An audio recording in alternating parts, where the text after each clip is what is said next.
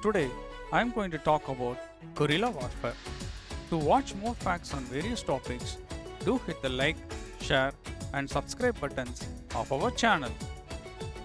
Guerrilla warfare, type of warfare fought by irregulars in fast-moving, small-scale actions against orthodox military and police forces, and on occasion against rival insurgent forces, either independently or in conjunction with a larger political military strategy.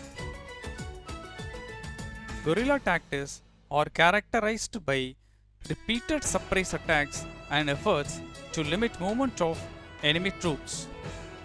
Guerrilla groups also use tactics of propaganda to recruit fighters and win the support of local population. The use of guerrilla warfare was first suggested in the 6th century BC by Chinese general and strategist Sun Tzu in his classic book The Art of War. In 217 BC, Roman dictator Quintus Fabian Maximus, often called the father of guerrilla warfare, used his Fabian strategy to defeat the mighty invading army of Carthaginian general Hannibal Barca. In the early 19th century, citizens of Spain and Portugal used guerrilla tactics to defeat Napoleon's superior French army in the Peninsular War. More recently, guerrilla fighters led by Che Guevara assisted Fidel Castro in overthrowing Cuban dictator Fulgencio Batista during the Cuban Revolution of 1952. The word guerrilla, the diminutive of Spanish guerrera, means war, stems from the Duke of Wellington's campaign during the Peninsular War between 1804 to 1814, in which Spanish and Portuguese irregulars or guerrilleros helped to drive the French from the Iberian Peninsula. Over the centuries, the practitioners of guerrilla warfare have been called rebels, irregulars, insurgents, partitions, and mercenaries. Frustrated military commanders have consistently damned them as barbarians, savages, terrorists, brigands, outlaws, and bandits. The French military writer Henri Baron de Jomini in the 1800s classified the operation of guerrilla fighters as national war. The Persian general and theoretist Karl von Clausewitz in the 1800s reluctantly admitted their existence by picturing partitions as a kind of nebulous vapory essence. Later, the writer called their operations small wars.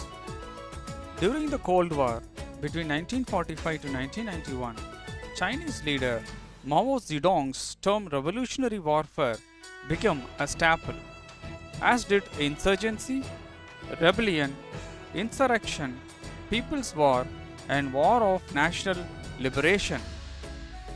Regardless of the terminology, the importance of guerrilla warfare has varied considerably throughout the history. Traditionally, it has been a weapon of protest employed to rectify real or imagined wrong levied on a people either by a ruling government or by a foreign invader. As such, it has scored remarkable success and has suffered disastrous defeats. The role of guerrilla warfare considerably expanded during World War II, when Joseph Broz Tito's communist passions died down and frequently clashed with the German army in Yugoslavia, and when other groups, both communist and non-communist, fought against the Germans and Japanese enemies. During the prolonged Cold War period, numerous guerrilla forces of varying political beliefs were showered with money, modern weapons, and equipments from assorted benefactors. The stew of animosities was further seasoned by ethnic and religious rivalries, a factor that helps to explain why guerrilla warfare continues to be fought in a large number of countries today. In some instances, it has assumed a universal character under the banner of religious fundamentalism. The most prominent practitioners of this type were the Islamist group Al Qaeda and the Islamic State in Iraq and the Levant, ISIL, also called ISIS. They attracted religious fanatics from various countries to carry out vicious terrorist attacks, the most famous being the September 11 attacks on the United States in 2001.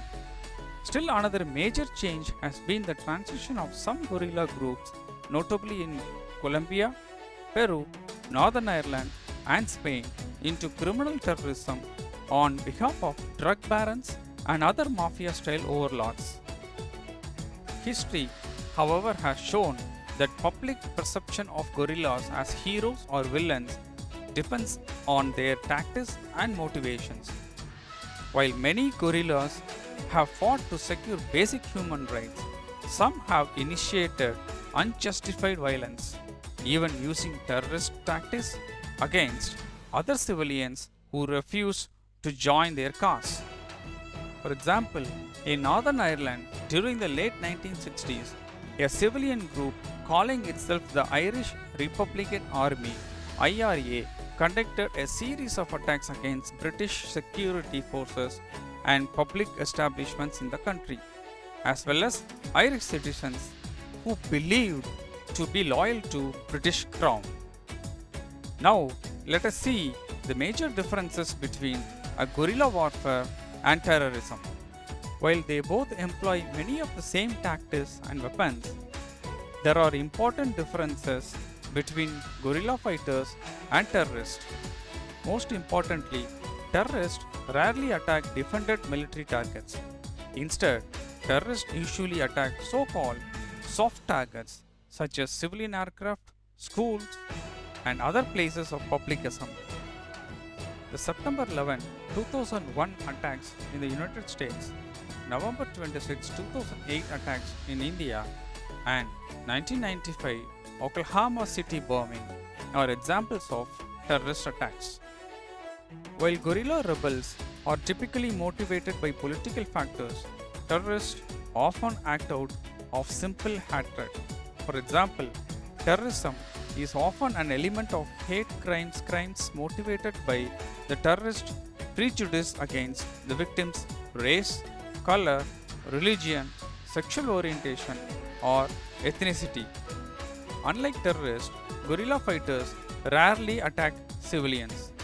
In contrast to terrorists, guerrillas move and fight as paramilitary units with the objective of seizing territory and enemy equipment.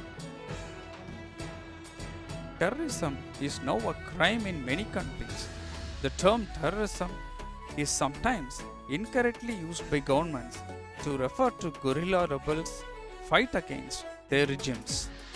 Guerrilla warfare is a type of asymmetric warfare, competition between opponents of unequal strength. It is also a type of irregular warfare, that is, it aims not simply to defeat an enemy but to win popular support and political influence to the enemy's cost. Accordingly, guerrilla strategy aims to magnify the impact of a small, mobile force on a larger, more cumbersome one. If successful, guerrillas weaken their enemy by attrition, eventually forcing them to withdraw.